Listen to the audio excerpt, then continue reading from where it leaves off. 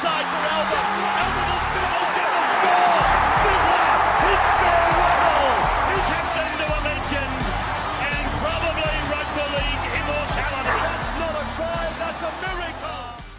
G'day guys, welcome back to the Take the Two podcast, heading into round 12, brought to you by Neds. You can follow along with all of my bets and all the About Even Boys bets this weekend on the Neds app. It's by round footy, it's tough carries, it's kick to corners. It's not easy out there, but we're trying to do our best for you. We fell just short of our multi last week. Trell Mitt not scoring a try. We'll get there this week though, I reckon. We've got a big boy bet. I'll tell you about it later, but stay tuned for that. Jump on the Neds app and follow along this week and for the rest of the season. Now, Jamie Soward not here today. Dropped to reserve grade, attitude problems, shit calls problems, just the whole thing. I know he'll be listening to this, so shout out to you, mate. We miss you dearly, but don't kick rocks down there in Reggie's. Just be better, okay? Just be fucking better occasionally and work your way back up here. We'll see if he returns next week. I don't know if he will. Maybe. We will see. Love you, mate. All right, now, when Sowie's out, the big guns, they step up. She normally comes off the bench, sort of jersey 14, finds her way into the game. She's going to get an early touch today. Kathmandu, yeah. How are you? It's an absolute honour to be debuting today in the starting side. You know what? I don't think it's fair to call it a debut because before Sowie came on as a marquee signing, when we were making our way up the ladder, you were wearing the 5'8 jersey. You were part of the squad already. Yeah. You've had a bit of time away from the game or just sort of coming off the bench, but you're back in the starting side now, and I'm keen to see how you take your opportunity. Yeah, I'm going to make the most of it. I don't want you to ever second guess me again. Yep. I want to be a part of that starting side every single week, so let's see how we go. I think it'll be a case of in about an hour and a half's time, Jamie Soward, who potentially, you know what I mean? Yeah, that's how much I believe in wild. You. Now, today, love you, Sowie, don't be mad at me. Yeah, no, we today, love you. We are going to go through a squad that I would like to see Perth go after. So if I was the Perth Bears coming to the comp in 2027, this is what my plan would sort of look like. Now, I'm sure you've seen on social media, same as me, I see these Perth squads that people are putting together and putting up there, and I go, does the salary cap not fucking exist? Is this mob going to win 9 premierships in a row? It's just outrageous. Now, when you look at the situation that Perth are in, it is going to be really hard for them to recruit players. Let's not beat around the bush. Let's not fuck around here. It's going to be hard. We saw 2 years ago the greatest coach to ever exist, the best man manager to ever exist in our game, Wayne Bennett, was trying to convince players to come and live in South Queensland, and he fucking struggled. It is going to be brutal. There is no tiptoeing around that in any way, shape or form. It's going to be tough. I think personally, getting people to go live in Perth is going to be a lot harder than South Queensland. I think getting people to go play for the current names that are being thrown up, and this is with all due respect to them, Brad Arthur, Mal Meninga, these sort of guys, they're not Wayne Bennett, nor is anyone else, realistically. Unless your name is Craig Bellamy, maybe an Ivan Cleary, you're not in that same class as Wayne Bennett. So it's going to be hard. They're going to have to pay overs for players, in my opinion. I think the Dolphins, to their credit, they never bent over to paying overs to people. They played guys at their value and just got the very best out of them because they had Wayne Bennett. If they didn't have Wayne Bennett, I think it would have been a very different story. But I think the key to the Dolphins as well is that they nailed their young recruits that are now you're starting to see Isaiah come through, Kurt Donahoe, Max Plath, Jack Bostock. The list goes on and on up there at the Finn, and they built a really good base of the experienced guys they brought in. They might have been a year or two past their best. Some of them are, I would argue, are 3 or 4 years past their best, but they set the standards early. And I think there's a lot of lessons in what the Dolphins did about building a club. I think it's harder to build a club now than, in my opinion, than it was when the Titans came in. I think it's a lot more difficult now because the game's become more professional and there's a lot more that goes into a lot more factors and whatnot. So it is going to be tough. There's no denying that. So we'll go through this. We'll try and be as fair as we possibly can be. We're trying to pick the most achievable squad that we can. Yeah. So there's, when you talk about marquee players, I see some of these sides on social media, Kat, and there's 9 marquee players. Mm-hmm. Not realistic. The Dolphins didn't have one. Yeah. People will look now and go, Hamiso, marquee player. He was coming off the bench for the Cowboys. Herbie would have been their marquee player, right? Herbie wasn't even there. He came the year after. Of course. So Herbie, even him, like Herbie, Tom Fleckett, they weren't even there. So it was, if you go back and look at that Dolphin side, a lot of those guys have played great footy since. But most of them were coming from reserve grade sides or were unwanted by teams. And I do think there is a lesson in that as well. So Okay. I'm really excited about this, Kat. Yeah, I am too. And we did have a brief chat through. We threw some names out, but I'm really looking forward to seeing how that turns into a team. So just for context as well, as you're listing these, we are going to isolate 17 players. Yes. We're going to try and create a team today because we're going to go through back spine players, mid-rangers, marquees, rookies, you name it. We're going to go through it and then ultimately build out that team. And we'll go through it at the end and see what that looks like. Yeah. But I do want you to provide a bit of a rationale as to how you've made these targets realistic. So what for you makes them realistic outside of price, of course? Yeah, so there's a few pointers that I think are worth noting. These are the guys I would target. They are guys that are at clubs that I believe are holding those players back. So I think there's a number of players at the Knights that are being held back by that franchise. The Titans, I think there's a number of players being held back there. There's a few clubs around that are like that I think you could go to. And after seeing the success and what has actually happened at the Dolphins, because I think you got to remember as well, guys, like for a lot of these players, you know, the players you're targeting are, you know, sort of 18 to 25, most of them. Now, if you're 18 to 25, the last time we saw a new team come in was in 2006 or 7, the Gold Coast Titans. I mean, those guys were children back then. They wouldn't have remembered how this whole process played out and whatnot. So I think it's really, I think it is a little bit easier now that players can go, okay, I saw the Dolphins build from nothing to what they are now. Like it can be done. I've got mates that have gone to a new franchise and it's all been okay. It's all sweet. So I think that's one way. It does make it a little bit easier. I think you can offer the opportunity of, hey, it's a fresh start. We don't have a bad culture. We don't have a good culture. We don't have a culture. You set the culture. You get to come and set the culture. Whereas some of these guys that are arriving at clubs, I think they've tried to change culture. I think changing culture and inventing culture are two very different things. And I think inventing a culture is easier than trying to change old culture because it's set in stone realistically by the people that are in suits behind the scenes and whatnot. So I think that's one spot that will be really appealing to players is that it's a complete fresh start. You can be the face of what that is. You've also got, I think, players playing out of position. So I look around the league and I think there's a lot of guys that aren't playing in their absolute best position, without putting the foot into these two teams. Fletcher Sharp at 5'8", he's a fullback. He's an out-and-out fullback. I have no doubt about that whatsoever. He's doing well in the halves. He will be a fullback eventually. Obviously, the Titans, they've got two fullbacks playing in the halves. Makes life really difficult. So I think there's a lot of players around the league like that. Once everyone's available at the Roosters, Sandon Smith might be one of those guys that's playing slightly out of position. There's a few guys around the league like that I think are worth targeting. Obviously, players that are stuck behind guns.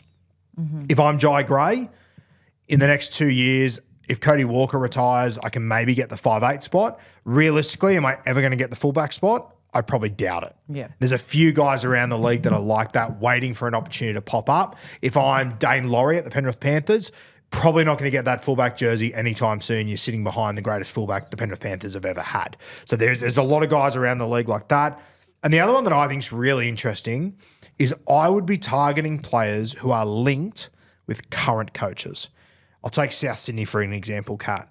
I think Brandon Smith, Bud Sullivan, those two, Ewan Aitken, Lachlan Hubner, I think they are closely associated with Wayne Bennett. And it's smart. They should be. But if Wayne isn't at South in 2 years' time, maybe they'll just become embedded in that club. But you do quite often see that, especially with Wayne Bennett, players that come around with him, they'll tend to follow him. The unique opportunity that the Perth side might have is that it might be the end of Wayne's coaching career. Maybe you get Wayne on your staff, get him to bring guys over. If you look at Parramatta right now, Jason Riles is making big calls. He's not picking Ryan Madison, Bryce Cartwright. These are Brad Arthur guys, in my opinion. So there's certain players that are linked and associated with certain coaches that if they move on or maybe they're not coaching a side in 2 years' time, like I'm looking at the Titans going, surely there's a lot of guys that are big believers in Des Hasler, and if it doesn't work with Des Hasler on the Gold Coast, who the fuck is it going to work with? That then I start to look around the room and go, are there better options around? Yeah. You might find that at the Broncos, there's going to be Madge guys. If we get, a year down the track and it just isn't working and the Broncos move off Madge, there might be guys in the Broncos four walls that look around and go, fuck, if it didn't work with Madge, who's it going to work with? You never know. Craig Bellamy, if he wins a comp this year, he might not be at Melbourne next year. Maybe there'll be movement. Maybe he will decide to call it a day after that. I think there's a lot of players that are closely associated with coaches in this league that if they're not present at that club when the Perth side comes in, I think there'd be a lot of players that would be open to moving elsewhere. So those are my 4 kind of categories. Players that are held back by clubs, guys that are playing out of position, guys that are lacking opportunity, and guys that are linked with coaches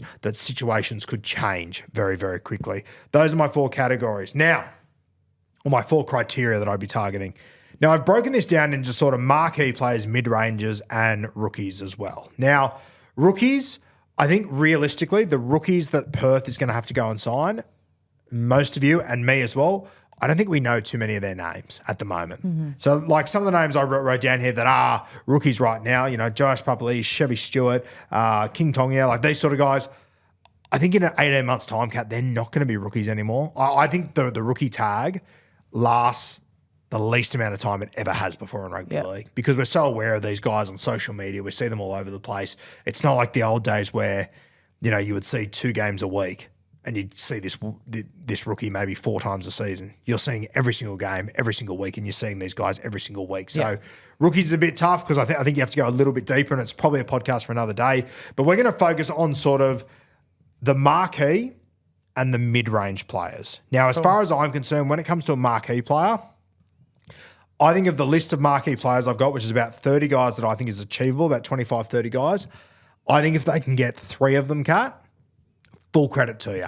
I think that's a very, very good knock because the reality is you probably are going to have to pay them a little bit more, which means you'll be close to spending $1 million to get these guys there, which means you're already $3 million into your salary cap. We've seen that with the Manly Seagulls when you've got $3 million players, how much it can really hurt you and how much you can struggle to build depth around that.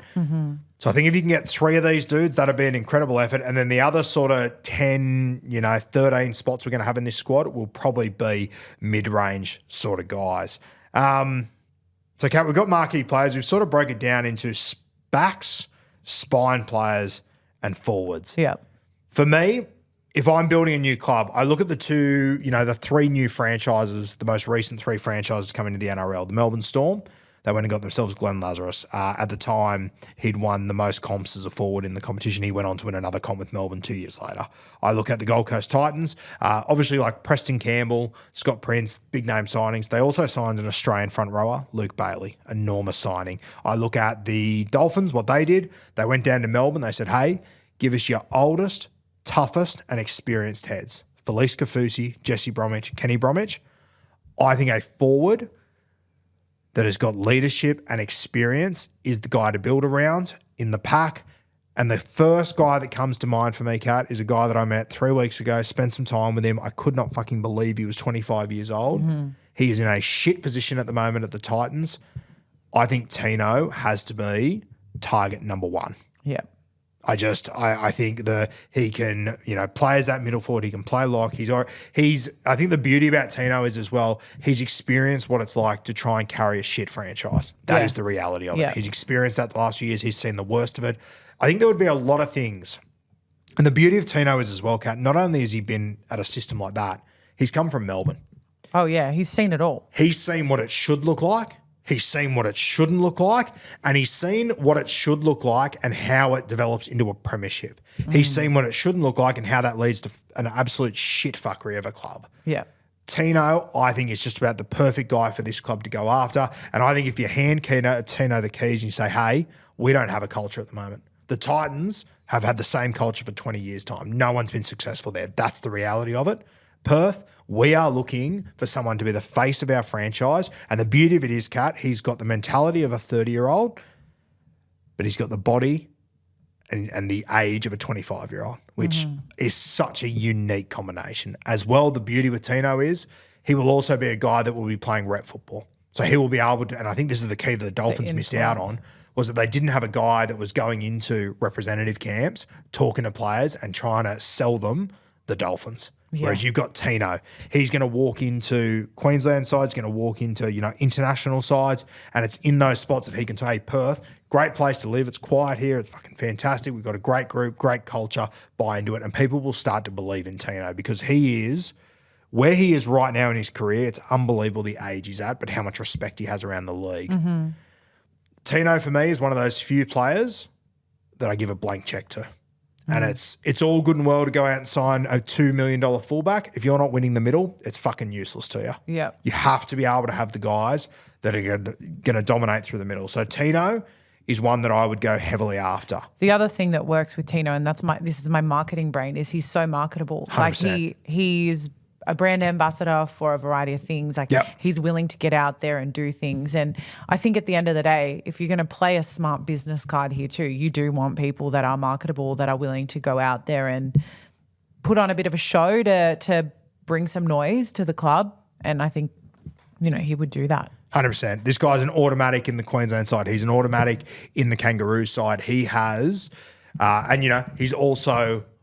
he would have a lot of contacts, and there'd be a lot of Polynesian boys around the league as well that would look up to Tino. I think that's really important, it's heaps important in terms of making a team that will be sustainable into the future. Yep. When you see how crucial these Polynesian communities are to the growth of the game and where it's at, and there are a lot of Polynesian names that are going to come up today, 100%. and there's a reason for that. And I think one thing that I really took in when I was in Perth Cat and talking to the fans that were there, a lot of them, and a lot of the ones I spoke to who are very excited about a rugby league team arriving there, a lot of them are fly in, fly out people. They spend a lot of time in Perth, but they work in the mines, they're working with their hands, they're tough people. You want a guy as your marquee to represent the area, in my opinion, represent what that place stands for and what the fans stand for. And I just think Tino would be perfect. And I'm sorry, but Tino's perfect for that. Is Tino the perfect fit for the Gold Coast?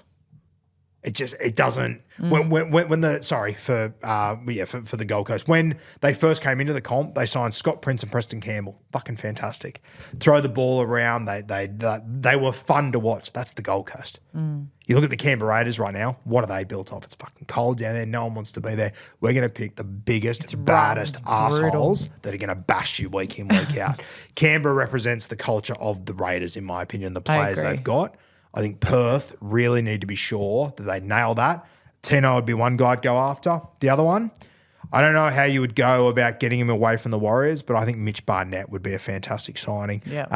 Barnett, I think the beauty of Barnett is that he's been at the Raiders, he's been at Newcastle, he's been at the Warriors. I don't think he's attached to one place. He's not a Kiwi. He's moved over there. He's doing incredible things there. But I think the right amount of money and the opportunity, you could convince Barnett to come over there, another representative guy. Do you think also you could draw a bit of a parallel with what Mark Nichols was to the Dolphins, like this older individual who brings that experience in, and he's the older guy that they can go to for advice, but ultimately he brings just years of experience into the game. I think the beauty that Mitch Barnett can be that guy, but he's also the guy that's at the top of his game right now. He's also just the guy that if you look the wrong way out, he'll probably punch you in the head, which I love that. I love that guy to set standards. He's a scary motherfucker. He's an origin player, and he's an origin player that I look at and go, if it's in the gutter game, I'm stoked I've got Mitch Barnett on my side. If I'm Queensland and it's going to be a wet, rainy, low-scoring game, the toughest is going to win, I'm going, I don't want to fucking deal with Mitch Barnett of all people. No thanks. He's a guy that's living in New Zealand, but he has been through the Raider system. He's a Newcastle boy. He's got that Newcastle shit about him, which I love. And he's just developed so far in his game. And I think if I'm a guy that is at the start of my career and I'm at Perth and maybe I'm a little bit troubled or I'm struggling to find consistency, he's the perfect example. Mitch Barnett shouldn't be who he is right now. That career, in my opinion, 3 years ago was destined for disaster. And he has turned it around. And if Mitch Barnett can do it, anyone can do it. I think he'd be a fantastic leader to have there. You're going to have a big fight on your hands to get him off the Warriors, for sure. But I think he's a guy that he isn't locked down to a certain destination or location. I think he'd be a really good guy to go after. So those are the two guys that came to mind for me straight away when it came to forwards. Other guys that I think are worth looking at, AFB, he's obviously bounced around a number of clubs, been around the place a little bit. I can see going after AFB. By that point, he'll be that older guy. He'll be 33, 34. He won't be at his absolute peak anymore. But he'll still just be one of those guys you can build standards around. And I actually think it's something that even myself included, I don't think AFB gets enough credit for that sort of stuff. From talking to people, the Warriors and the Sharks now, off field, I think AFB adds a lot more than what he probably wants you to see and how much we realise. So I think he'd be a great one. You've obviously got a guy like Cam McInnes. Once again, if I'm Perth, you're coming to Perth, you're getting back on that plane with an ice pack and bruises. I want to be tough. That's the sort of footy side I would want to be if I'm Perth. Cam McInnes fits that. Taumalolo, he's not getting any younger, he's getting older, but I just think he's an experienced guy that's seen a lot. He could be very handy to have. And then there's some of these young guys that they're probably not in the marquee spot now, but I think in 2 years' time they will be. Keon Kolomantangi, Max Plath, Dill Lucas. You've now got Beau Fermor, Trent Leroux that have just sort of made it into that Origin arena, so they'll start to push that. I think Trent Leroux would be a fantastic signing. If you can get one or two guys out of successful systems and bring them over, I think he would be perfect. Beau Fermor, similar. I'd be getting him and Tino together in a room and going, you are too good for the Gold Coast Titans. You are rep footballers. You should be playing finals year in, year out. Right now, you don't know if you're going to be in the bottom four year in, year out with the Gold Coast Titans. I think they need to make a move. They're two guys that I think would be perfect. So forwards, I think you need to get 3 guys there that can play rep football each year, that can lay the foundations for people. And if you pay them overs, so be it. Just go and get those guys and then just fill them with mid-range guys who are just tough, who you know will just hang in a contest and will go to war with those 3 key guys. When it comes to the spine, I think you need to nail down one spine member that is of a marquee elite sort of category. For me, some of the names I've got written down here, you've obviously got Kalen Ponga. I can't see a world where he finishes his career at Newcastle. If he finishes his career at Newcastle, he genuinely might be the best bloke of all time, but he could be the dumbest bloke of all time, in my opinion. He is too good to be fucking around with whatever is going on there in Newcastle. Yeah. I'd love to be wrong. I would love nothing more than for KP to win a comp at Newcastle and end that premiership drought, but even the staunchest Knights fans must be thinking this is not looking good. If I'm KP, I think a fresh start would be really good. You actually brought up the other day, Kat, as well. What's special about KP? Well, he's born in Perth. So there's this immediate affinity and connection to a Perth team. And I see someone like Ponga as, why would he not want to be at the forefront of that? Yeah. Seeing the very first Perth team come through, it's a sport that he plays professionally. Doesn't just play professionally, he's one of the most well-known players in the game. Go lead that. Yeah. And I think when you're talking about that little fact, like something isn't everything, but everything is something. You know what I mean? And it's huge. It's not the be all and end all, but it's just a little unique thing that I would love to see them build off. And getting KP, you're going to have to pay a lot of money to get KP because there's going to be a lot of clubs that are going to come after KP with a lot of money, but there's also going to be a lot of good clubs that are going to come after KP, not with the money, but with the opportunity to, hey, you don't have a comp yet. Yeah. You could go down as the greatest player to never win a comp at this rate. Right. And that's where it's going to be difficult. But once again, if you can get KP there, if you can line up those 1 or 2 forwards, lock them down and then get a KP, I think that'll be fantastic. I think that Ryan Pappenhausen, he refuses to commit long-term to the Melbourne Storm. I think that's got something to do with the coach, that he doesn't know whether he's going to be there long-term. I think he's not too sure what's happening with Munster and Hughes long-term. So I think Pappy would be a really good target. Once again, he's a billboard guy, Pappy. Like, he puts asses on seats. He's entertaining. Yeah. You know he's good in front of the camera. You know he's never going to bed shit and fucking saying something stupid, doing something stupid. I think he's a good person to build around. I think Jerome Hughes is another one as well. I think Munster's getting a little bit older. I think Hughes and Munster, both of them, if you were to get them for the last 2 years of their careers, they'd set good standards. They'd be good guys to bring in. Yeah. Munster probably in particular, that he's that sort of larrikin, but when he needs to work, he switches on. And when you talk about culture, there's a real consistent mention of that toughness. When you talk about Tino, McInnes, Barnett, like, they have anything in common, it's that mentality. It's origin mentality. Yeah. Which is, I think, what you need. That's going to be the key, which is why Wayne went and got Felice Kafusi. I know that the Bromwich boys didn't play origin because they're Kiwis, but they would have played origin. Would have, because they're of that ilk. I think that, Isaiah Cartel is one that if you can get your paws on him, throw the kitchen sink at him. Whether you will or not, I probably doubt it personally. I think that Isaiah will either stay at the Dolphins or he'll be in Sydney. But if you can get him, he's another guy that I'd probably throw whatever I could at him. The other one I throw in there when it comes to this spine, go talk to those boys those 2 fullbacks that are playing in the halves for the Titans. Yeah. And I personally think now that Keanu Keeney has emerged, he's the other one I talked to. I talked to all three of them. Keeney, Brimson, Jaden Campbell. All three of them are fullbacks. Jaden Campbell can maybe handle himself at halfback. Sure. Brimo can handle himself at 5'8". They're fullbacks. And I'd be going to them and saying, hey, if you sign with us and put it in their fucking contract, if you are fit, you play fullback. It's not a fuck around, we'll move you here, you can play centre of another kid. Your contract is you play fullback. You are if we're committing to you, our way of committing to you is saying you're our fullback. You get to play your best position that you possibly can for the rest of your career or the rest of your time here at Perth. That's the angle I would go for. And, you know, I know Brimo, he absolutely loves the Gold Coast region and I respect the hell out of that. But for him to be playing his second, potentially third best position at a club that isn't achieving anything, at a club that, I'm sorry, I don't even think they're going forwards at the moment, miss me. Like, I think, and Jaden Campbell, I think he's very similar. And Keeney, you know, if he makes a decision that the Titans aren't for him, or if, you know, he might decide that, you know, my fullback spot isn't always safe as long as these other guys are here, maybe he does just take the opportunity and jump at it. What I do love about those three guys is that all of them, Keeney in particular, and Brimo as well, Jaden Campbell's probably the third one on this list as far as they just play with that tough mentality. Brimo just pops up at first receiver and goes at him. Keeney runs for 250, 300 metres a game. I think any of those three guys as just spine fellas, they'd be really good gets. Outside backs, Cat, I think getting a marquee outside back is the icing on the cake. It's not the cake. I don't think it's absolutely necessary. It's good if you can. And if one of them presents themselves, have a conversation.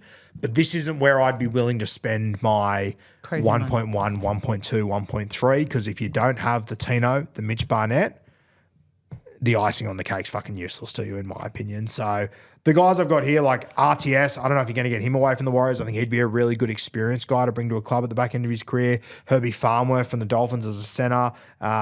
You've got guys like, you know, Cobbo, Iro, even Val Holmes, a little bit older and whatnot. But personally, I wouldn't be going for more than one of these guys. And there's also guys there that I'm calling marquee players that probably what they've achieved in the last few years is, and they're like Fox, but Fox has been in numerous systems and good systems and played rep football.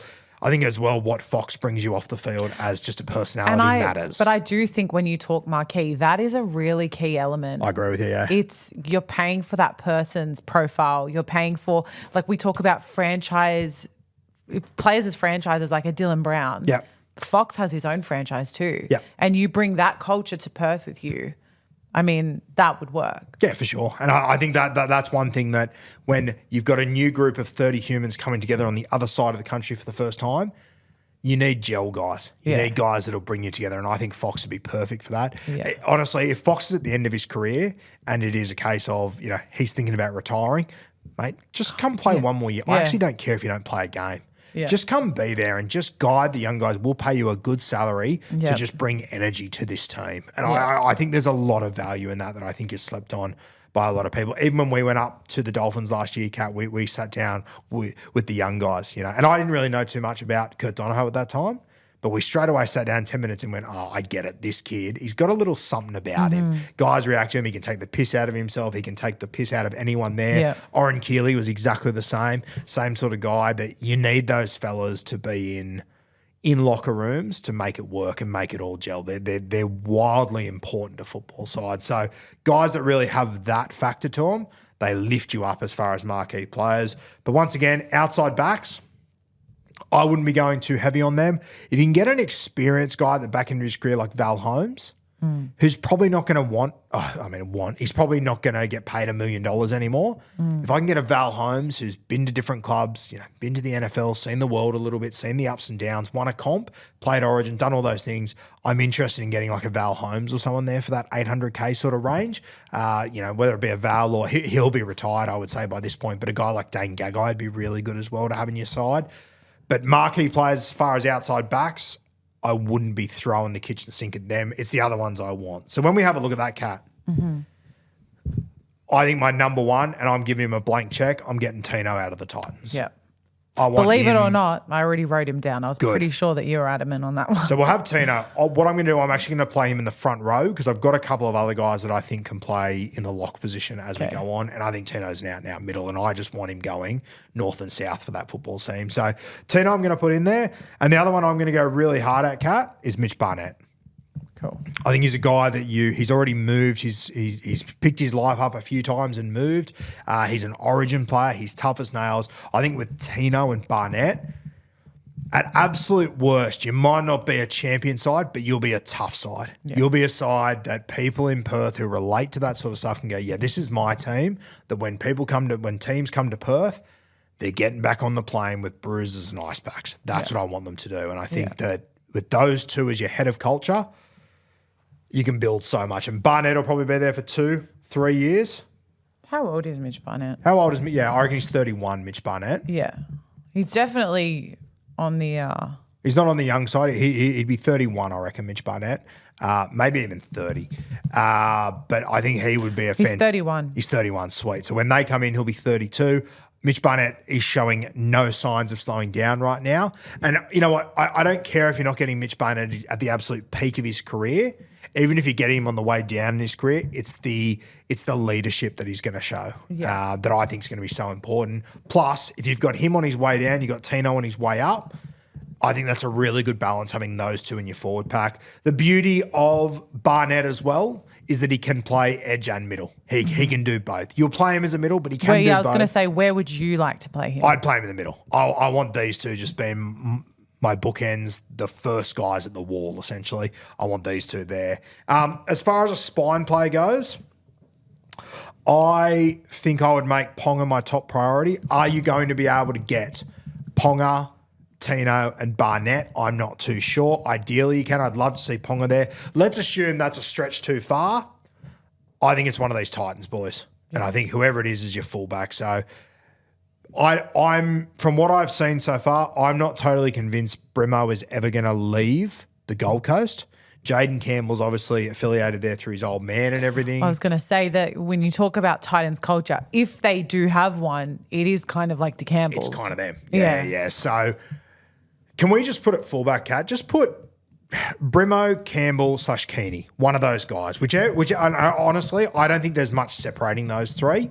Whichever of those three you can convince to come, I would say to them, your best position is fullback. You come to Perth, you're our fullback. You are our fullback, and you will be our fullback for the foreseeable future. And I think with those guys, all of a sudden you're starting to build a football team there. Now, let's move to the mid-range guys. And this is where it's going to get a little bit messy, guys. It's going to be a little bit all over the place, but this is the reality of trying to go out and sign a team. So we'll start in the forward pack because I think that's going to be really important just to build a good base. Yeah. So names I've got written down here that I think would be really good signings and guys that are maybe a little bit on the outer at their clubs or getting a little bit older that might just see a good opportunity to get a bit of cash before they retire and start to build something.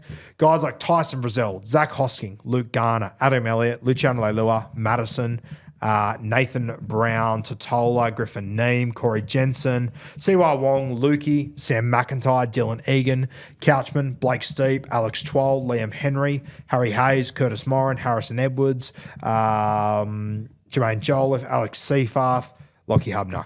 These are a few names that come to mind to me that I think are actually achievable guys you could go out and get. The guy that I put at the top of that list was Tyson Frizzell. Yeah. Getting to the back end of his career, I don't think he's got too many years left. But I think if you could just convince Tyson Frizzell in the last year of his career to come over to Perth and just spend that inaugural season with them, I think Tyson Frizzell would be a really good guy to start with. I'm going to pick Tyson Frizzell, Kat. If you can put him, even if he's on an edge, I'd be happy with that in like 11 or 12. Okay. I'd be happy with that. He might even be a guy that we end up putting on our bench, but I think Tyson Frizzell would be a really good target. Yeah. I think on top of that, I'm looking at a few guys that are out of favour at their current clubs that I think can well and truly hold up their gloves. Ryan Madison's the first one. The thing I like about Maddo is that he's a bit of a different cat. You're not going to get any trouble with him. You're not going to get any shit. He obviously he's a good trainer, obviously. I just don't think he currently fits in under Jason Riles. We know that Madison at his best is winning grand finals and playing Origin. You will get him at value right now. And I reckon Ryan Madison would be very excited of the opportunity of going somewhere where he can forge his own culture and someone's really going to put his arms around him, which I think a new franchise would. Yeah. Matto would be a really good target for me. And at the moment, he'd be my jersey 13. Okay. Got a lot of upside, got versatility, ticks a lot of boxes, Ryan Madison. I think that'd be a really, really good get. I like it too because I think we've talked about this a number of times, but him not playing for Parramatta right now is nothing to do with his form, nothing to do with his ability. There might be a culture clash or, Riles just prefers someone else at the moment, but there's no reason why he should not be playing. Yep, agreed. Yep, 100%. All right, my next man, I'm going to, and this might be a little bit biased. I'm happy to wear that. Siwa Wong. Now, you look at him at the Roosters, I still wholeheartedly believe he could be a genuine star of the game. Is that going to happen at the Roosters in the next 2 years? I don't quite know. You look at Wong at the Roosters and, I'm just reading from the outside looking in. And I'm not saying he's not enjoying his time at the Roosters by any means, but I would imagine, Kat, for him to sit there for the last 2 years and be in that group of 4 of the guys making their rap song and all that sort of stuff, he's got to be pretty close to those boys. He's the only one left of those boys. They've all moved on. They've all gone elsewhere. I would argue they've all gone on to do pretty good things. Suoli obviously going to Unions. Satili Tupanua's gone to a very good club, et cetera, et cetera. I think Wong is a guy that could genuinely be achievable and that you could potentially get over there to Perth. He's a young guy you can build around. He's got a bit of upside. Once again, I don't know where the Roosters are at with him and whatnot, but he's a guy that I'd be willing to pay a little bit overs for to get because he's got a bit of that X factor. I've got a lot of heads in my forward pack so far that are just very up and down, tough. Wong provides a little bit of that X factor and could be a real player of the future. And I think in 2 years' time, Kat, he won't be an Origin player yet, but I think he can be in the future. So I'd be willing to pay him more than what he's probably worth just to get him over there because I'm confident of what I can get out of Wong eventually. So Wong in jersey 11 or 12, I think that'll be a good pick there. Another one that I really like that I'd find a spot for is Luke Garner from the Penrith Panthers. We all saw him at the Tigers. We all knew he had ability. He's gone over to the Panthers. He's done well there, but he hasn't really locked down an edge spot. He hasn't really locked down a centre spot. He's sort of just floating between the two. I think Luke Garner would be a really nice grab. And I don't think he would cost a fortune. Yeah. But I think you can get a lot out of him. So if we were to put Luke Garner in the side, I'll tell you what, Kat, let's put Garner in jersey 11 and let's move Frizzell to the bench in like jersey 15 or something. I think that works well. Done. And I think that at the moment is a somewhat achievable forward pack that you could build there. I think the other 2 spots are going to have to be young guys that we are probably going a little bit overs with. One of them I would look to target at the North Queensland Cowboys, Sam McIntyre. He's been a journeyman, Tigers, Titans. Now he's ended up there at the Cowboys. He does nothing outside of just play tough. Me and my best mate have a running joke every week, Kat, that no matter what happens in the game of football, he will score 44 Supercoach points every single fucking week. He is consistent. Yeah. He's tough. I've met him a few times and spoken to him. He knows that I'm one of the few that's been talking about him for a few years now. There is something there with Sam McIntyre. Respectfully to him, I don't think he's going to play Origin football. I don't think he's going to be a rep football. I think he's always just going to be a very, very solid club player. And I think there's something there in Sam McIntyre. So he's one that I would grab. I'd put him on my bench as well, Sam McIntyre. And then your last spot on that bench, I probably want an out-and-out middle forward. And I'm looking around the room at the guys I've got on this list. I would love to be able to get a Nathan Brown at the back end of his career. I think he offers us a lot. He's one I'd consider. At South Sydney, you've got, Totola was dropped only 2 weeks ago. I think he'd be a nice little signing. The one that I really like, though, that I don't think he gets enough raps, and he's currently stuck behind Regan Campbell-Gillard. He's currently stuck behind Tino, obviously. He's currently stuck behind Mo Fotuaika, is Jermaine Jolliffe. I would love, and especially if you're able to get Tino, I don't know. I think that Tino would be able to address the ability that this guy's got and see it. Regan's obviously played rep football. Mo Fotuaika's still playing rep football, whether you agree with it or not. But every time one of them is injured or one of them's out, Jermaine Jolliffe has to step up, and I think he kicks the door in. Yeah, he does. I really like him. He seems to be a very level-headed guy.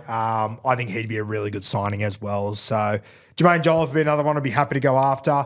And probably the last one I'd throw on that list that I really like that I don't think he's getting as much appreciation as he should from the Penrith Panthers is Liam Henry. You've got Moses Leota, you got Lindsay Smith, you got all these guys there, Isaiah Papali'i that get all the attention, Liam Martin.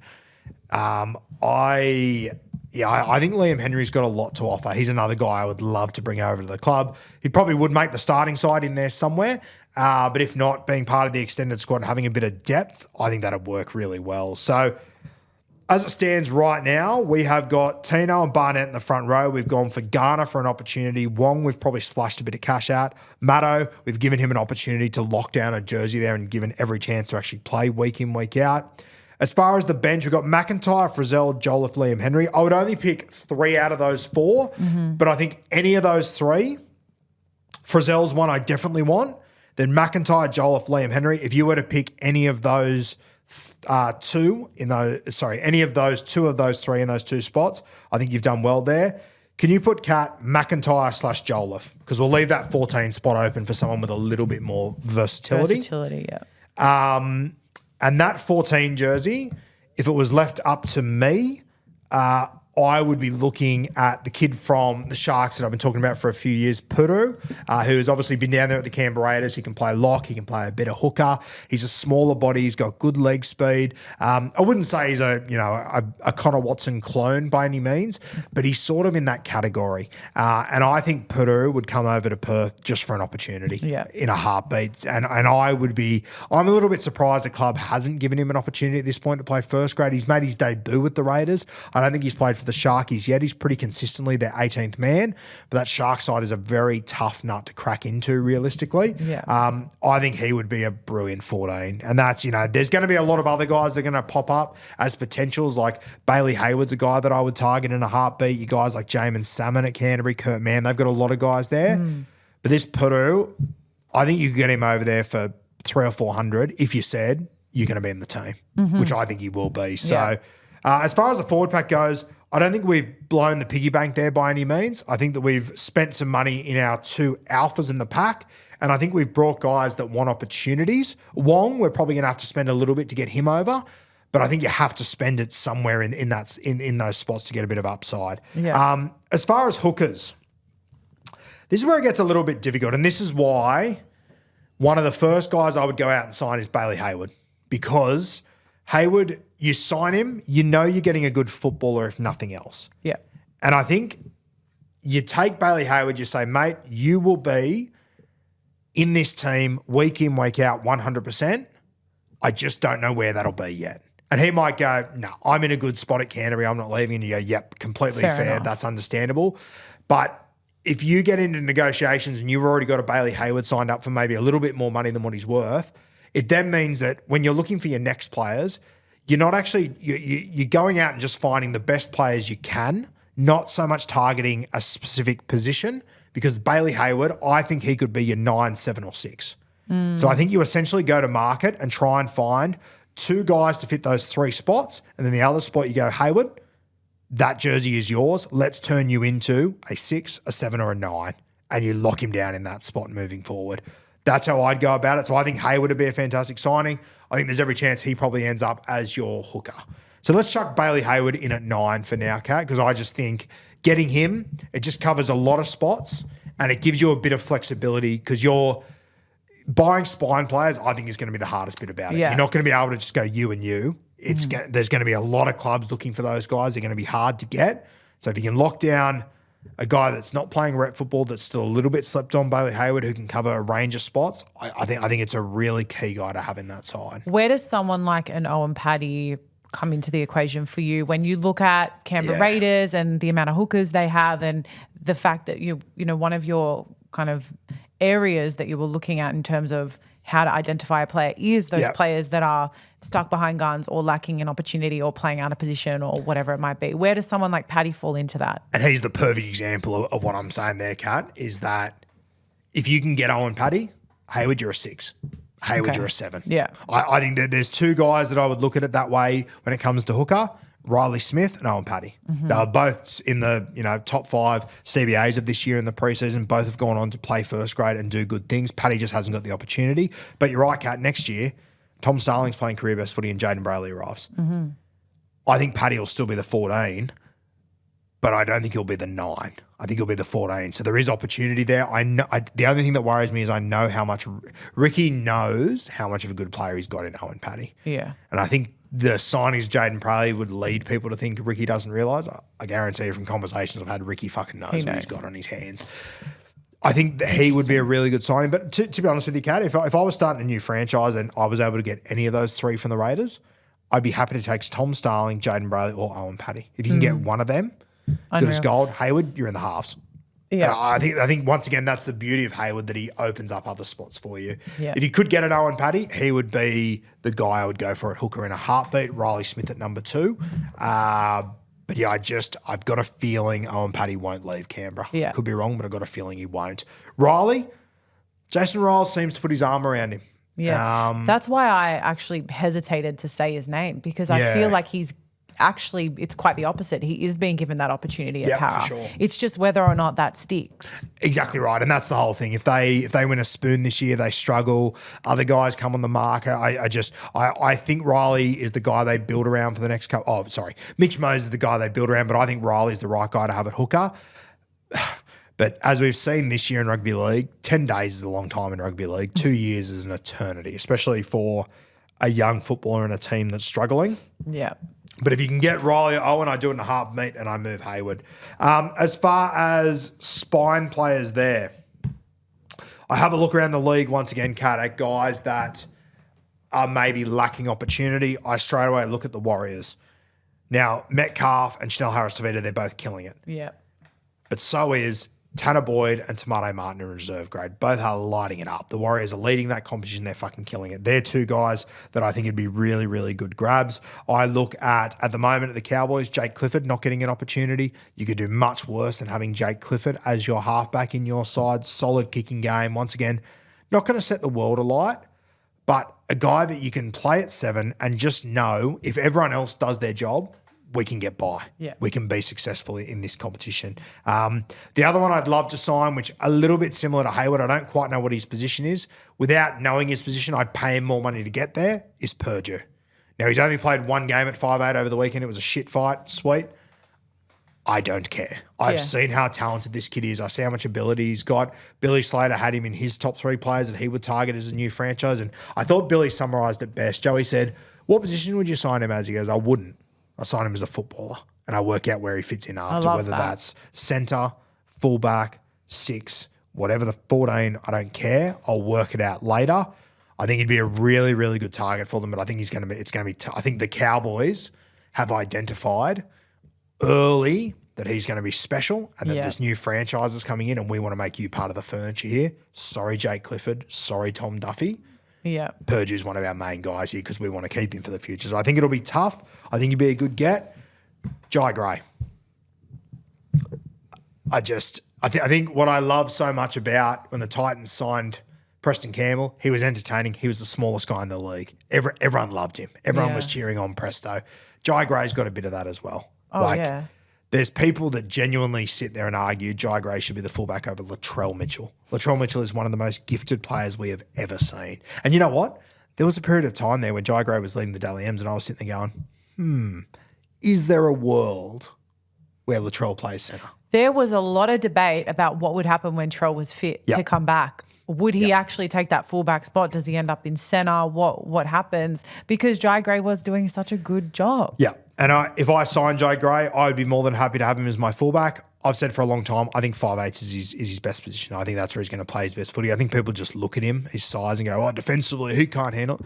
Bullshit. He can. He's fine. He absolutely can, and he has that. And he will. Came through the grades as a 5'8". 2 years ago, before the trials came, we posted saying, keep an eye out for this guy. You'll eyeball him and go, he's too small. He's full of ticker and he'll be the heir to Cody Walker because I thought he was going to be a 6 at that point. I still think there's a good chance he will be. Yeah, wow. But I think you say to Jai Gray, another one, you go to him and say, hey, we're not signing you to come and sit on the bench. We're signing to build around you. We want you to be our 6 or our 1, depending on what's happening here and who else you've signed. that's your spot. It's your jersey. And I think it'd be a really good get for them. I'll tell you what, Kat. Let's put, so at the moment we've got Hayward at 9. Sweet. Let's put Jai Gray at 5'8". Okay. I reckon with opportunity, they can get him over there. And I think they can make it work with Jai Gray. And I think he'd be willing to take on a new challenge like that. I like it so much I didn't want to put it down. What's that? I liked it so much I didn't want to write it. And I also think Jai Gray is going to be another one of these guys that Wayne Bennett gave him an opportunity. He's taking advantage of it. When Wayne goes in 2 years' time, I wonder how that'll work out. So I think Jai Gray will be a really good pick there. Halfback. This is tough. Not many good sevens around in the league. A guy like Jake Clifford is a little bit outside of the box at the moment. He's obviously on the outside over there. You've obviously got a guy like Tanner Boyd, Tamare Martin. There are obviously a lot of expats over there in New Zealand. So I can see the appeal of having a guy like Tamare Martin as your 7. He's definitely like the one that I would go for. Yeah. The only thing I worry about is you need to have an excellent kicking game in the club somewhere. Yeah. And he doesn't quite have that. Tanner Boyd does. Is Tanner Boyd the 7 to start a new franchise? I don't know. It's a big ask, especially for a guy that's not playing first grade right now. But I think you pick him for the skill set he's got and the kicking game. Halfback, I think, is probably the hardest spot at the moment to sort of settle on who would be the right guy. Now, a player that you've always liked that can be a little bit polarizing is Jackson Hastings. Look, if I was coaching side, I'd be happy to have Jacko. But if you are a new franchise coming in, I mean, the optics of it and everything that's going on in Newcastle, I just wonder if that's the avenue you would go down realistically. Me personally, knowing Jackson, I would have no concerns about it whatsoever. Yeah. I just, and you know what? I think once again, if you are a team like Perth, you're coming in, you're looking to be competitive, you're looking to build on that tough sort of avenue. As I keep saying, come to Perth, you're going to leave with bruises. Jacko is a guy that he doesn't give a fuck what you think about him. He just wants to win games of football. Yeah. He just wants to win games of football. And I find that aspect very appealing. Is he going to fit in sitting at the pub at a table with other fellas? Is he going to fit in? I don't know. And it depends how much you want to look into that.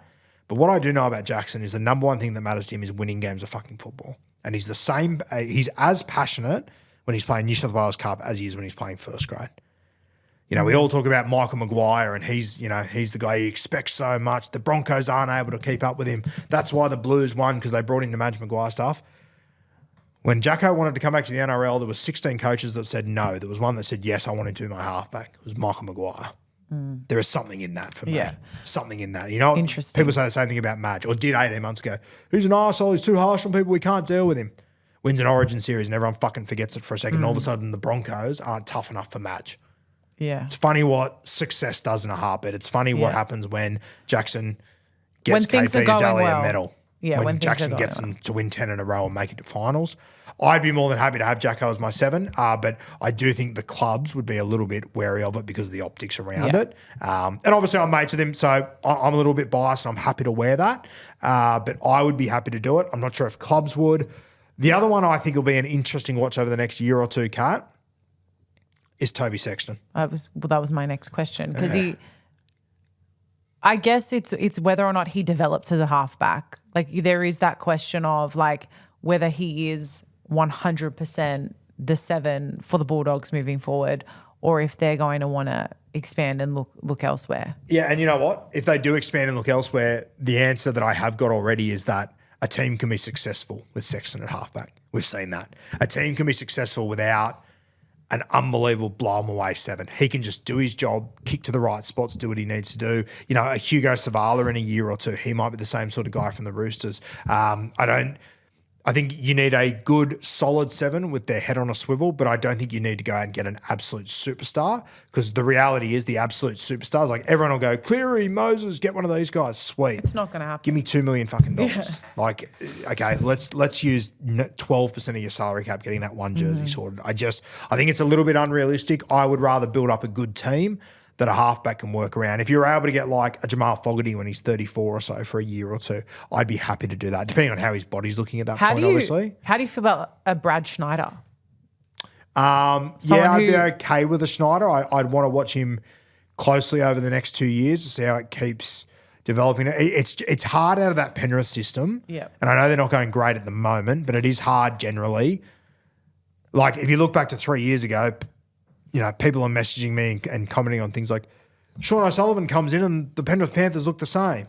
But when Sean O'Sullivan comes in for the Dolphins now, a lesser system, it looks terrible.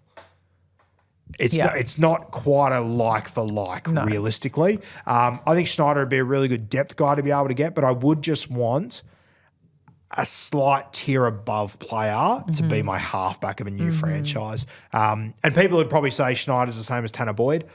I disagree personally, but with another year or two in this Penrith system, that might change. They might be able to adapt. Now, the other little smoky in this conversation when it comes to halves is Jai Field and Bevan French from the Super League. I don't watch enough of the Super League to sort of comment on that sort of stuff. The other guy I'd throw in there is Cade Cust, who I love that's playing over there. I don't watch them week to week, but, I mean, you talk to anyone over there, they are absolutely killing it. They're flying. I know this will piss off English fans, but I don't think the competition is at the same level, at the same tier. I had a look the other day at who was leading their Man of Steel awards, and I can't remember who it was, a forward that was like a fringe first grader in the NRL that was just about leading it. Can you look that up? Yeah. Man of Steel standings for the English Super League. Was it Joe? No, it must have been Joe. It was someone else. Anyway, I don't think it's at the same standard. I don't think that Bevan French would have dominated the NRL like he has the Super League over the last few years, and I really don't think... Jay Connor. Nah, read the top 5 or 6 names to me. SSE? Oh, Herman Sasa, that's it. Where's he coming? My pronunciation was terrible. He's from Hull. Yeah, where's he on that list? Second. Herman Sasa is coming second. He's 3 points behind the leader. Yeah, Herman Sasa. With Nick Kotrich at third. Nick Kotrich at third. Nick Kotrich's third. Yeah. So the top 3 are Jay O'Connor, who I'm not sure who that is. I apologise. But then 2 is Herman Sasa and 3 is Nick Kotrich. Yeah. Sweet. Okay. I'll let you marinate in that. That says what we needed to say. Sorry, English fans. I'm sorry, but the reality is Bevan French wouldn't have done what he's done in the Super League in the NRL the last 2 years. Doesn't mean he can't play in the NRL. No, that's fucking stupid. Bevan French could well and truly handle himself in the NRL. I look at what Jai Gray's done over the last few years, over this year and whatnot, what smaller guys, Pappy's done.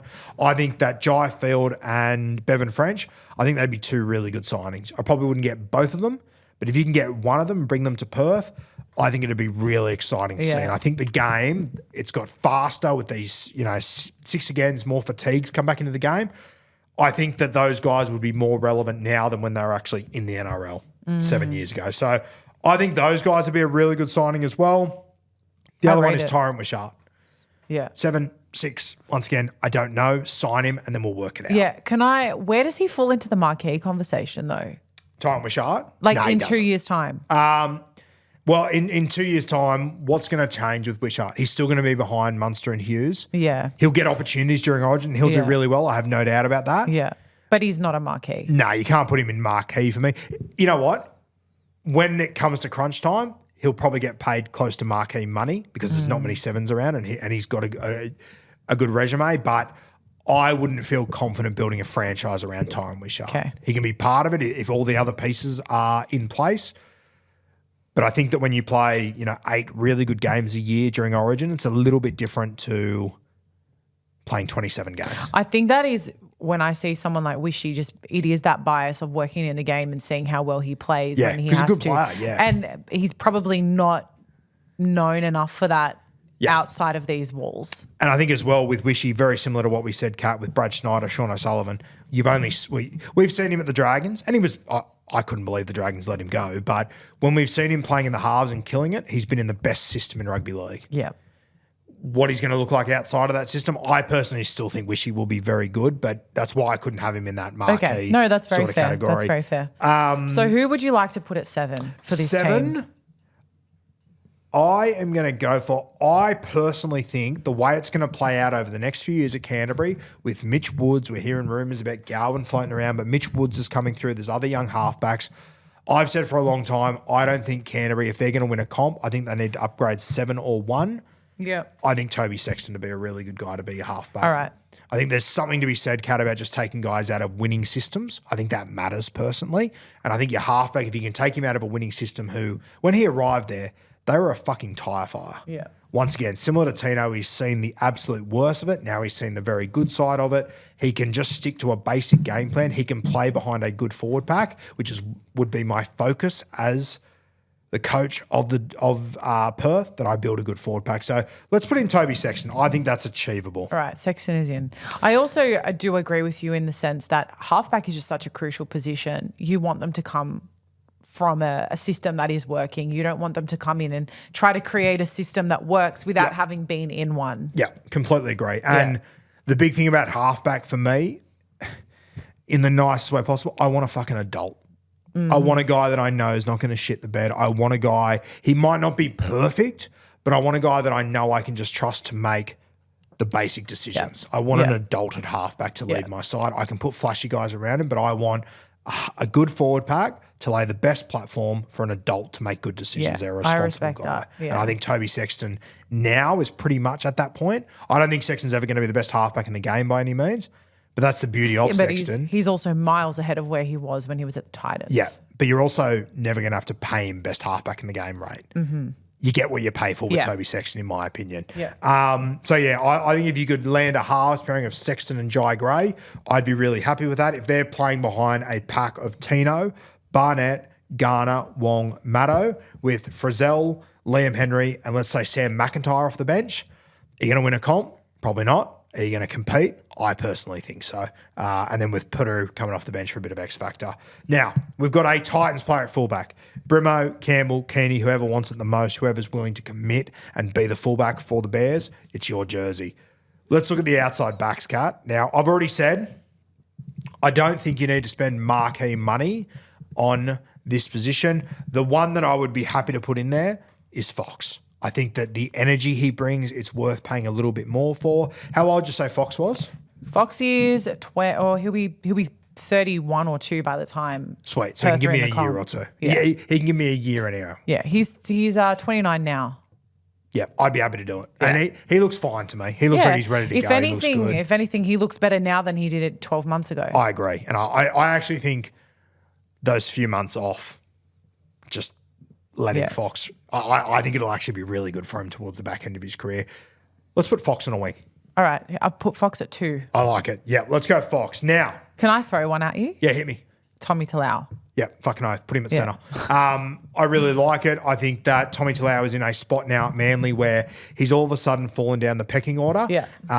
But I think that there's a lot of ability there. We've seen he can play wing and centre, which is important to me.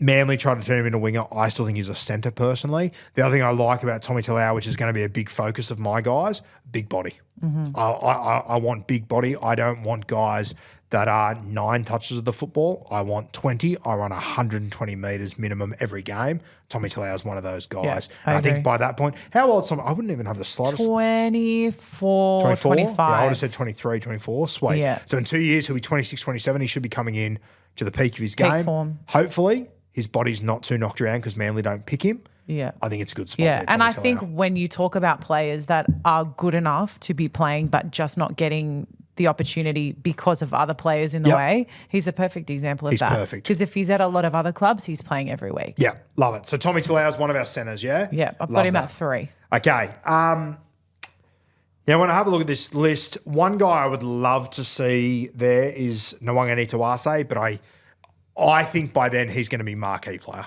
I think he's going to be worth dumb money by then. Yeah, because rugby will be throwing money at him still. Rugby will be throwing money at him. I think all the NRL clubs will be throwing money at him. I think he will literally be in dumb money category where I think for some clubs he'll be worth it. For the Perth side, I'm not sure if it is the best way for them to spend their money. Yeah. Other guys that I've got on this list, one guy I would love to see go over there. He's been a bit of a journeyman. I watched him play his footy grow up. I watched him play his footy growing up. He actually got an opportunity the other night and gave it to Melbourne. Sifa Talakai. I think he'd be great. I want to pick him at centre. He can play back row, versatility once again. But what I love about Sifa is the work he does out of his own end. Like he's a nightmare to handle, you know, when he's close to the line. He's got a nice offload and all that shit. But I just think he's one of those guys that when you kick the ball down to your winger, they bring it back. If Sifa's coming back on tackle too, you're just going, fuck, no thank you. Yeah. I don't want to deal with this shit. If I can have Talau on one side, Sifa on the other side, I think they're two guys you're getting at value, and I think they're two guys with big upside that I really, really like having. Those two, they would be the centers that I would go for. The only other guy I'd throw in there, Kat, that I think is worth a conversation here, an experienced head that I don't think you'd have to pay a heap of money for, experience, Adam Dewey. He'll be, I think As he's a 26, centre? is he? Yeah, 26 as a centre. I'd be happy to grab him as a centre. It And if is you had good. injuries and you had to play him at 5'8", halfback, He I can deal with it. that. And his kicking game is decent. So. Kicking game's good. He can goal kick. Just ticks a lot. And I just think Adam Dewey, he just seems to be a good person to me. He seems to be a really good fella. So, and I think he's got a bit of fucking, what's the word? Stockholm syndrome there at the West Tigers. I'd love to see him get out and see him somewhere else. Me too. Whether that's achievable or not, I don't know. But he's a guy that I think would be really good. I think as well, having a guy that's been to hell and back with injuries, I just think he'd be able to offer a lot. So Adam Dewey, I'd be happy to have him in the side, but I think that You're going to stick with value-wise, Talakai? what's that? Talakai over Dewey? Talakai and Tommy Talau I'm going to stay with at the moment. Wingers. So you've got Fox. Got Fox and then one other winger. There's a few guys that I'll throw names at here. I said in the preseason that I think he's going to be an exceptional talent is Tamale down there at the Canberra Raiders. I think he'd be a great get. Tamale has kind of blocked the path of Albert Hopewade, who I think would be a really nice get as well. I think he could do well. A name you mentioned before, Kat. He's 25 years old, Nick Kotrick. Give him another chance in Australia. He played for the Kangaroos. Yeah. Give him an opportunity to come back and see what he can do. Sign him on a 1 or 2 year deal. I think you'll know within the first few months if you're going to get something out of Nick Kotrick or not. But he's a guy that I wouldn't pay him. I'd pay him $350, $4s, come back. Let's see what you can do. Prove yourself, and we will re-sign you on a big deal if you can get back to your best. I think he'd be a really nice option. He might not be my first choice guy. He might be sort of in my extended bench sort of category. I think at the Penrith Panthers, Tom Jenkins, who I really like. He's another guy. They got McLean's, you got Jenkins. There's just a lot of moving pieces there. Blake Wilson at Canterbury. I'm not sure how many opportunities he's going to get. Isaiah Tass for South Sydney's another one that I'd be more than happy to get my hands on. You've obviously got AJ getting older and whatnot, but you've got Ty Munro there. Tass, I just wonder if he could be the odd guy out eventually. It's a great point because South have really positioned Ty as like the next big thing. So they should, yeah. And he absolutely deserves that, but it does leave that question mark on Isaiah Tass. Yeah, for sure. So I think Tass to be a good depth guy. Blake Wilson, I think I mentioned him from Canterbury as well. Robert Derby up at the North Queensland Cowboys. Had a great game last week. I have another that I'll throw at you that I think if it was right now, it would be the perfect time to sign them. Dom Young. Dom Young, yes. Yeah. And Dom Young's not – the only thing with Dom Young is I think because he's such a star. Price? I think the price. Yeah. I think the price for the deficiencies that Dom Young has in his game is the only thing that worries me. But once again, if you get them over there with a defensive attitude and you can turn Dom – like the Knights had started to turn the gears with Dom Young. I think the Roosters just sort of let it get a little bit loose with him realistically. Yeah. And you never know where Dom Young's going to be. There might be clubs that are just going, no, the defence stuff, it's too much for us. And maybe you go, hey, it's probably something I can wear because I know the upside he's got. I think he'll probably blow it out of the market now, but Bronson Cherry's another guy I'd love to have a look at, but I think his value is probably getting a little bit too high. Similar to a guy like Jesse Arthur's, his value probably getting a little bit too high to be able to get now realistically. I think also like his image is very marquee status these days. Like Who's that? Jesse Arthur's. Yeah, well, like when you he's talk starting about to make his way. Yeah. He's becoming an online star. Yes. You know what I mean? And he can whack a price on that. Yeah, and he's not on field. He's not marquee, but he's doing a lot of good things off the field. He's now in an Origin camp. He just got a man of the match in an All-Stars game. At halftime of the grand final, I thought he was going to win a Clive fucking Churchill. Like he is really. Yeah. I think Arthur's is starting to push himself up that category a little bit faster than what people are expecting. The other one I'd be interested in, Kat, that you mentioned the other day, I think it's a really good shout, is Jason Saab. Just to have a guy on the wing that, going into this game, you're going to have a tough four pack, but if you legitimately know, we've actually got the fastest dude in the comp, It's I think imagine. that shit matters. Can you imagine the selling point if you had Fox on one wing and Sub on the other? It'd be unreal. And I would really like that. Just, I think having guys on the wing, wingers are now either they do a huge amount of meters or they turn half opportunities into full opportunities. Saab's probably more of that. Yeah. But I think coming out of his own end, he has improved a lot. I think I think so. he'd be a really nice target. I think as well, if I'm Jason Saab, I've been playing right wing at the Manly Seagulls. I've probably been getting unders, I would argue, to stay there because I get to play outside of DCE. He's not going to be there. If I'm Dom Young in 18 months' time and Turbo's only played another 10 games as well, I'm going, fuck, I'm at a club that can't win unless this dude's on the field. I wonder if you do start to look around and go, maybe there is other options here. Yeah. I think for a player like that, I also imagine Talau signs as well. There's synergy there. They've played very well next to each other. I think, good opportunity with him. And I think he has improved a lot defensively, and that's always been his biggest issue. Yep. And then you look at someone like Dom Young. Well, what's the difference? What are you signing them for? You've got the speed, you've got the height. You're going to take the better defender of those two. Yeah. I think the other one that I would throw in there that I would seriously consider is Tane Torpicki from the New Zealand Warriors. I think that it looked like a few weeks ago, rumours were that Chance was going to go over to the Super League, and I thought, okay, Tane will get to play fullback. He's not now. You've got Roger, you've got DWZ. I don't know when Torpicki's going to actually break into that side and where it'll be realistically. I think he's a guy that you could bring to the club who could play wing. We've seen him do it at a high click for the Wars. But then you also know if you get an injury at fullback, okay, we don't have an elite guy we can put there, but we've got a bloody good guy that's got an elite ceiling for me in Tane Torpicki. He'd be a nice get.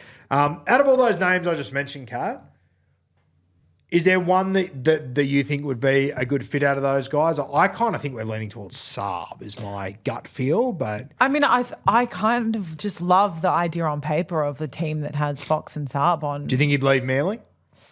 I do think in 2 years' time without DCE, the team will look different. I think if Could be a new Talau, coach, could be a completely new dynamic. if a Talau wants to go as well. But then Yep. I think you also open up that if you're going to look at those Manly players, maybe someone like a Kohler or whatever is also a great potential signing. Yeah. Right? Like also is a fantastic winger, can play centre, he can play fullback if you need him. Do you know what I mean? Like Yeah. there's a lot of option there too. I think what's similar between Manly and say the Dogs is that they have moved their players around a lot and you Yeah. have been able to see them do different things in different positions. But I think the selling point of having a Saab and a Fox is really cool. You know, the other one I'd throw in there on a very similar path to Saab is like Campiera, the Titans. Yeah. I would love to just have my two centres in Talau and Talakai to get through a lot of work. Fox does as well, and I would Bigger just bodied. I'd love to have just a pure finisher as well. Yeah, Whether be it's mad. Saab, Campiera, Xavier Savage is another one I put into that category. One of those guys, I think that'd be unreal. Let's put Saab there, eh? Yeah, why not? I do think Camprera would be a great shout as well. And once again, you're kind of looking at this Titans side and you're taking a lot. We're taking a lot from the Titans side, but that's because there is this, I think what they lack, you might be able to build in another side. And that Yes. might be the issue with trying to take players from Manly as well, because they have developed such a great culture there. But yeah, why not? I mean, it's hypothetical. Give it a try. I like it. Okay. So our side as it stands right now, and look, guys, we've just been building this 17 as we've gone. As you've seen, it hasn't been a put it together before and then make it. Like No. we've literally just done this live as we're going. Kat's been shifting and moving shit all over the place. I personally think this is a genuine achievable side. So I think your marquee players, one of them is a fullback from the Titans, Brimo, Campbell, Keeney, whichever one of those guys wants to dive at the opportunity and wants to make it theirs. I'd be happy to play any of those three at fullback. And I think that is a rep footballer there at one who would give you that excitement, who puts asses on seats, and who all three of them, from my experience, are all champion guys too. Yeah. Once again, there's no risk of a dickhead there, in my opinion. We then move to the wingers. I've gone for Josh Addo-Carr. He will be getting older. Yeah, I understand that. I appreciate that. But it's what he would bring to a squad and how he would bring them together. He would bring that energy that I think all teams need. I think he'd be a very good gelling point between the old guys and the younger guys as well. I think he just brings a squad together. He might only play for a year or two. He might only play for 18 months. I don't care. If you can give me 1 year, Fox, where your energy comes to this club and we kick it off, I'm all for it. I think that'll be I fantastic. think Fox too is like you mentioned, he's a culture guy. Yeah, 100%. He's going to get that culture going immediately. Yeah, I think you can see the impact he's had on Parramatta in a short amount of time. You can see he's all over their socials already. They love him. The players I speak to there, they love having Fox around. I think he's a good, despite his age, he's a good pick. Yeah, and I think it's also remembering that we're moving an entire team to Perth, which is new to rugby league. Yep. You want to get those personalities in there that are going to draw people in. They're going to buy into the person and then buy into the team. 100%. And Fox is a perfect way of doing that. Yeah, love it. Jason Saab on the other side, I think he is a good mix of, does enough work out of his own end, but he's just a finisher. And if you can just create half opportunities on that edge, you know Saab will finish them and get the job done. I think he's achievable to be able to get.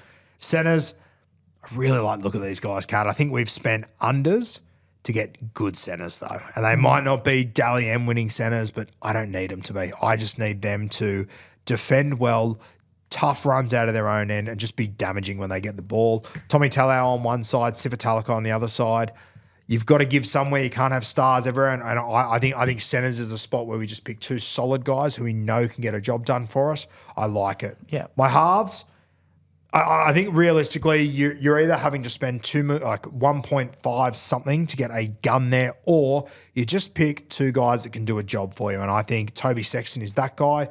I think Jai Gray's got the upside to be more than that. And I think that people get around the underdog that is the smallest guy in the league, mixing it with the best of them. He's got this big forward pack behind him that he can play off the back of. I think the modern game is more suited to guys that are of his size than it has been in probably 30 years. So I like having my halves as Sexton, Jai Gray. Up front, Tino and Barnett, I think they win you 8 games. Without a doubt. They win you 8 games of football this year just by hanging in the contest and getting guys to come with them and laying the platform for guys like Jai Gray, Brimo, Campbell Keeney, whoever it might be, to be able to execute off the back of it. Tino and Barnett, I love that. These would be the two guys I would go and target and build around on day one. Barnett, these could be your co-captains with the idea that Tino will lead you for the 8 years after that. 9, my boy Hayward, sign him. Work out what jersey he's going to have later. If you have injuries, you can move around. You can do whatever he wants. He's just so valuable to the squad there. Back row, I'm getting Luke Garner from the Penrith Panthers. I'm locking him into a position so he can focus on that and make it his own.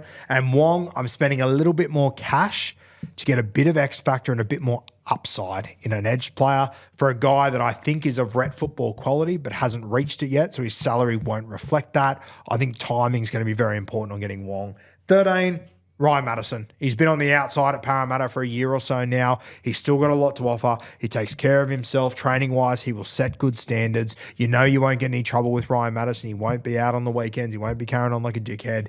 You get where you get with Ryan Madison. He is a guy that is in reserve grade at the moment. You won't have to pay him what I thought would be $800K 3 years ago for Maddo.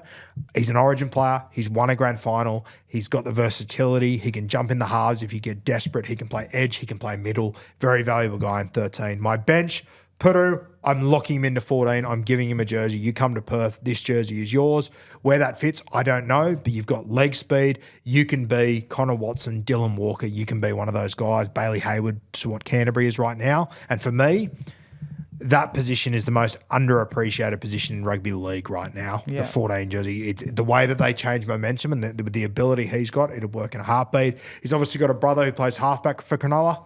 Both of you, get on your bike, let's go. I'll have you both over here without a doubt. Happy to. Tyson Frizzell, I want one other old, experienced head for the last year or two. He's my Felice Kafusi, Kenny Bromwich sort of player. I bring him and his family over to Perth. He sets the standards for my football team. Then my bench, Liam Henry's one that I really want from Penrith. I said after his first 2 or 3 games in first grade, he will play for the New South Wales Blues one day. I stand by it. He's tough. I believe he's from the Blaney Bears. I just love everything about him. He's just a no-frills footballer. Wears the all-black boots. You don't see it all that much. Says a lot about him. Tough as nails. I have him in there. And then my last spot, I've got McIntyre/Jolliffe. I would try and have both of these guys in my squad. One of them, might not make the side every single week, but they're two guys that'd be really, really solid. And I think the beauty of rugby league now is, Kat, it used to be about who was realistically your 1 to 20. Comps are now won from 1 to 30 now. You need to have an entire squad all the way through. A lot of mid-rangers and a lot of young guys you can bring into this side as well. There's also guys, over in the Super League that we didn't talk about as much, like Asiata's over there, Armstrong, Assi, Cade Cust, Tristan Saylor's over there, Nick Kotrick could be a great get, Jai Field, Bevan French, a lot of guys. And I'm sure there's also a lot of English players like your Morgan Smithies of the worlds and whatnot who could come over and really compete. I just don't have the knowledge of those guys. But if I was, building a squad for Perth, I would have a person in my camp that is over there in England that is my eyes over there. Find me 2 or 3 guys that are tough that you think can handle themselves in the NRL, and I'd be happy to take a punt on a few of those guys. And I think you could build a real, it sounds like a bit of a, cop-out word or whatever, but I think you could build a really sort of multicultural squad over there. I agree. I think it could be something really cool over there that the players could get around. That's sort of where I'm sitting at the moment with a Perth side. That is our 1 to 17 there. Might get Kat to put it on the side of the screen here. Yep. We'll just inject I'll it in there chuck so it people up can there. have a look at it. Let me know your thoughts. And the thing I love about this squad, guys, is that I think it's genuinely achievable. Yeah. I think that if you put this team into the NRL today, I don't think it'd win it by any means. But could you make the top 8 with that side if they had a good coach? I personally think you could. And realistically, when you bring a new franchise into the NRL, you're going up against teams that have been building a squad for 5 and 6 years, you probably shouldn't make the top 8. I think that's the reality of it. The Dolphins have done incredibly well. They haven't played finals football yet, nor probably should they have realistically. Yeah, but they it's toyed bloody with hard it, to which do. was positive. Yeah, it takes teams that are winning comps and competing in top 4. That squad is built over 6 years. It takes time. It's not built overnight. No. It's not built in one off season, which is what this team will be. So I really like it. You'd obviously have a lot of younger guys and development players and guys that are probably coming out of reserve grade in your extended squad. And that's where you lean on Barnett, Tino, these sort of guys, Fox, to bring in this younger crop. So that in 2 years' time, when you look at the Dolphins, you have got Katoa, you've got Bostock, you've got all these young guys, Donahoe, who are really starting to come into their own now. But yeah, that'll be my 17, guys. Let me know in the comments what your thoughts are on those. Keen to get Sowie's thoughts on this 17 last week. Once again, the beauty of it is I think it's actually achievable. Now, Kat, we're going to go through... It's obviously the preview show. We're going to go through the games for this weekend. I'm going to go through the Neds odds. We're going to give a prediction for each game, a winner. Where are we kicking off? Only 5 games this weekend. Only 5 games this weekend, but Thursday is when it all starts, which is great. I don't like when it doesn't start till Thursday. Okay, 7:50 kick-off. We have the Bulldogs taking on the Dolphins at Accor Stadium. Who have you got? So the Bulldogs, they're at $1.40 on Neds. The Dolphins at $2.95. I think the Bulldogs win this one. I think you can get an 11.5 start with the Dolphins. I think this will be, it's only 7.5. I apologise. I don't mind the Dolphins with a 7.5 start. I think the Canterbury Bulldogs win this in a tight one. But I think when you look at the Bulldogs, the amount of players they're missing, especially on their edges, with Kiraz out and Stephen Crichton out, Blake Taft playing centre, I'm not too convinced on that situation.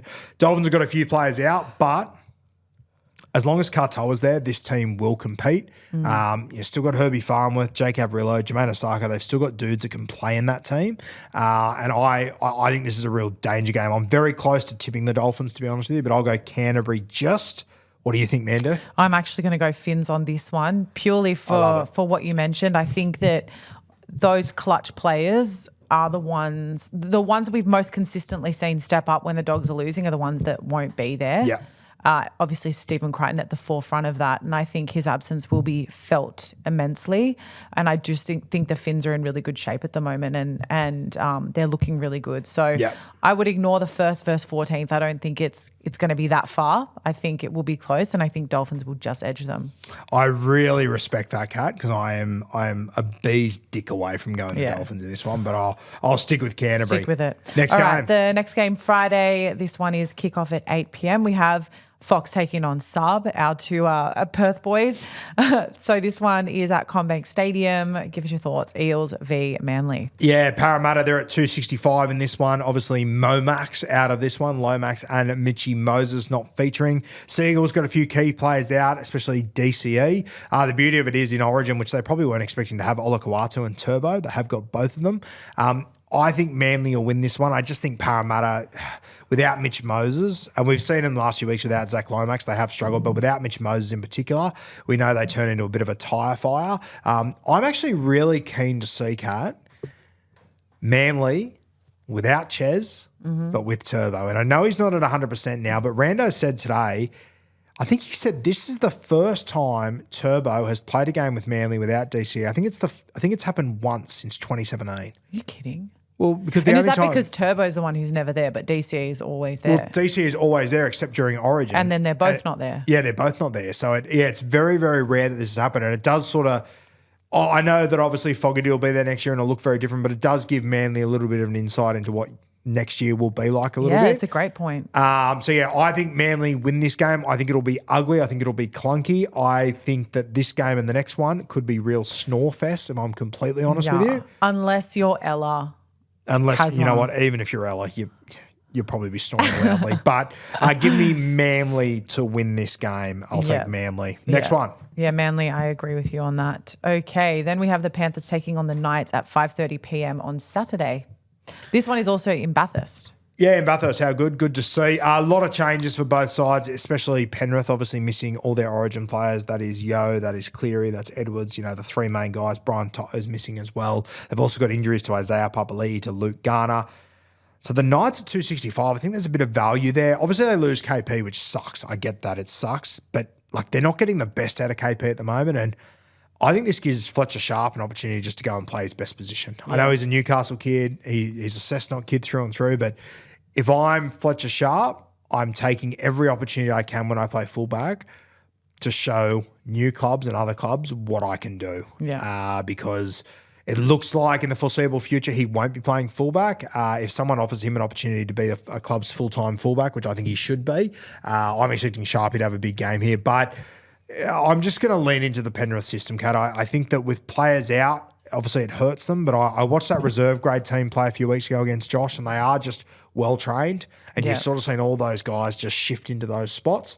I think Penrith will be okay. I think it'll be a tight one. I think it'll all come down to how the Penrith left edge defends. You've got Blaze, Casey McLean, and the Milky Bar kid out there that have really struggled over the last few weeks. That's my big concern, that Gaggo could give them nightmares. But I'm going to go Penrith to win this one. What are you thinking? You were very confident about Penrith when we did beers and break-evens. Has that changed? It hasn't. I still think Penrith will win. Yeah. I think that no, it was more so Tim was weirdly hyper confident on Newcastle, which I can't make sense of. Yeah, look, I'm pretty confident that the Panthers will win this one, but I don't think it will be easy for them. Yeah, I don't think it'll be a blowout. I think they're pretty depleted at the moment, and that's going to show. And it's the same with the Knights, to be fair. Obviously KP's out, but also as well, Bradman Best is out, Greg Marshy's out. That's their entire left edge. Gonski, Dylan Lucas is playing through injury to feature this week, so they're also missing a lot of troops there. I think if you look at the left edge for the Knights, it is the centre and the winger there have played 3 first grade games. Yeah, that's a big ask. So both teams weaken. This is just about the bye-round football Olympics, this game. Fuck knows what's going to happen. Next one. All right, we have the Roosters taking on the Sharks at Industry Group Stadium in Gosford. Kickoff at 7:35 p.m. We're still on Saturday.